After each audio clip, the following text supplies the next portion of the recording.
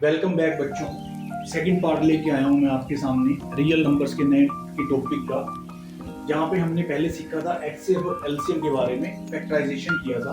अब हम देखेंगे कि रूट टू एक इरेशनल नंबर है, इस बात को कैसे प्रूव किया जाए। तो लेके चलते हैं हम इसका। जब भी हमें इस तरह के क्वेश्चन प्रूव करने होते हैं तो इसकी कंट्राडिक्शन उठाई जाती है। ये लिया जाता है कि हम ये मान लेते हैं कि let root two is a rational number.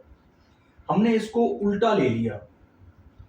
उल्टा इन द सेंस हमने सोचा कि रूट टू एक रैशनल नंबर है, एक परिमेय संख्या है। हमने मान के चल रहे हैं टॉपिक के अंदर।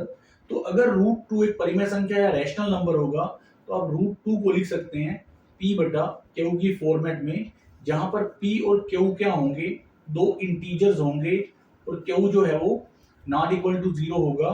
पी और क्यू होंगे को प्राइम नंबर्स।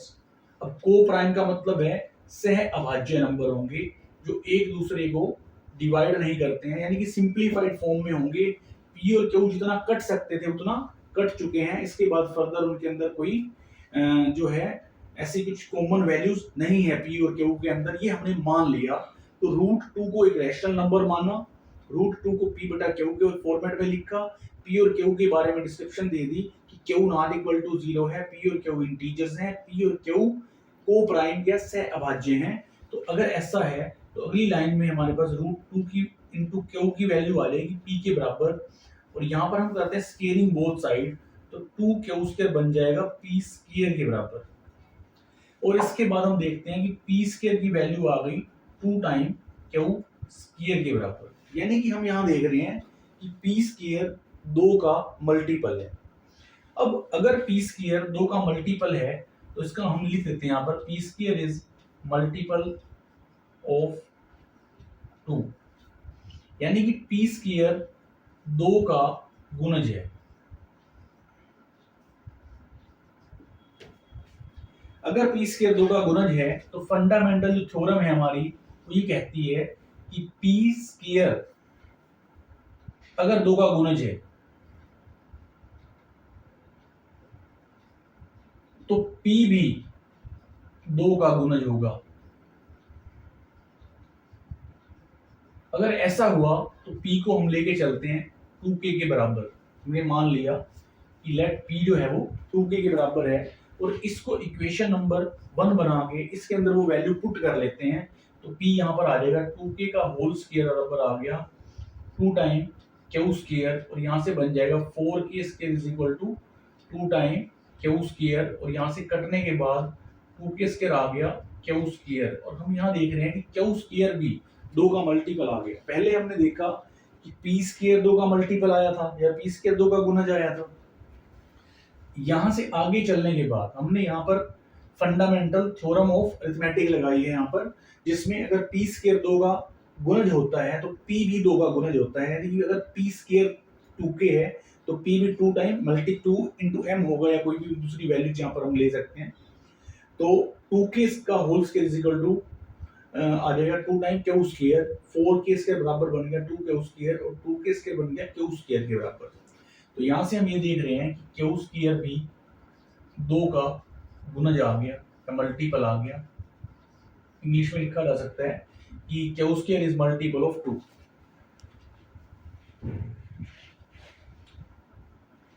क्यू स्क्वायर दो का मल्टीपल है, क्यू भी दो का मल्टीपल होगा, और फंडामेंटल अरिथमेटिक की जो थ्योरम है, फंडामेंटल थ्योरम ऑफ अरिथमेटिक या आधारभूत प्रमेय अंकगणित, इसके अनुसार हमने देखा कि क्यू भी दो का गुणज है।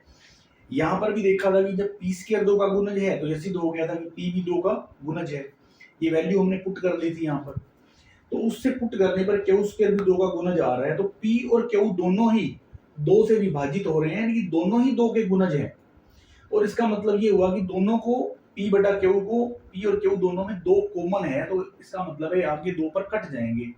और हमने तो इनको को प्राइम कहा था कि सह अभाज्य हैं, लेकिन दोनों दो से डिवाइड हो रहे हैं, तो इसका मतलब है हमारी जो मानना थी, हमारी जो कल्पना थी वो गलत हो गई।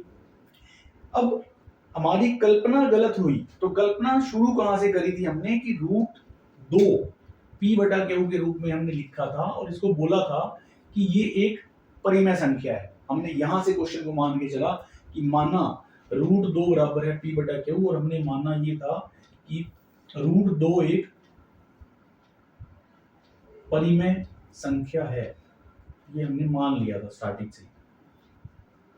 जो माना था उसने एक कंट्राडिक्शन दे दी, तो कंट्राडिक्शन जहां से शुरू हुई थी वो बात यहाँ पर थी, उसको हम कह देंगे हमारी एज्यूम्पशन इज रॉन्ग, या हमारी कल्पना गलत है कि √2 एक परिमेय संख्या है। इससे सिद्ध होता है कि √2 एक अपरिमेय संख्या है। एग्जाम के पॉइंट से क्वेश्चंस आते हैं कि √2 एक अपरिमेय संख्या है, सिद्ध करो।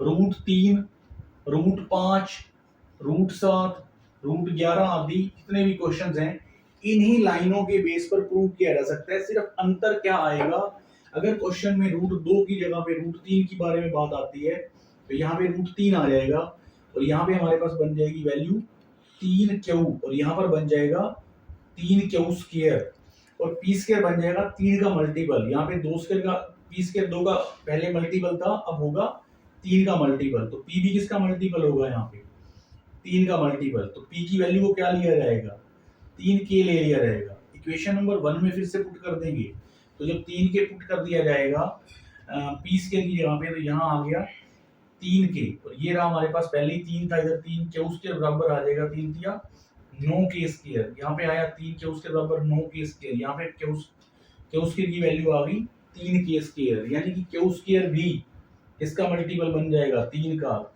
और थ्योरम ये कहती है कि अगर Q² 3 का मल्टीपल है तो Q भी 3 का मल्टीपल हो जाएगा। तो अगर Q और P दोनों ही 3 के मल्टीपल होंगे तो दोनों किससे विभाजित हो रहे हैं, 3 से विभाजित हो रहे हैं। अब हमारे पास क्या हुआ कि P और Q दोनों 3 से विभाजित हैं, दोनों से अभाज्य नहीं है। फिर से हमारी कल्पना गलत हो जाएगी। कल्पना कहाँ से शुरू हुई थी कि √3 एक कैसी संख्या है, √3 अब हमने ले रखा था एक परिमेय संख्या है। परिमेय संख्या जो हमने एज्यूम किया था, या उसको हमने रैशनल नंबर माना था। परिमेय संख्या मतलब रैशनल नंबर, यानी कि हमने उसको रैशनल मान के चलना है, और इस बात को हमने अपनी मानी हुई बात को ही गलत साबित करके एंड में कंट्राडिक्शन देके ये कहना है कि हमने जो सोचा था, हमने जो माना था वो गलत है। तो √2 अब यहाँ पर चल रहा है √3, तो √3 एक अपरिमेय संख्या है, ये सिद्ध हो जाएगा। इसी के बेस पर आप क्वेश्चन में अगर √5 आ जाता है, √7 आता है, √11 आता है, तो आप सभी प्रकार के क्वेश्चंस कर सकते हैं।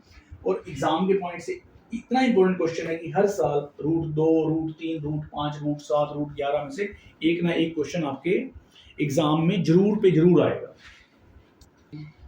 उम्मीद करता हूं कि आप सबको ये वीडियो जरूर पसंद आएगा। अगर वीडियो पसंद आता है तो आपको वीडियो को लाइक करना है, चैनल को सब्सक्राइब कर देना है। ऐसे ही और वीडियोस के साथ मिलता रहूंगा मैं आपको बार बार।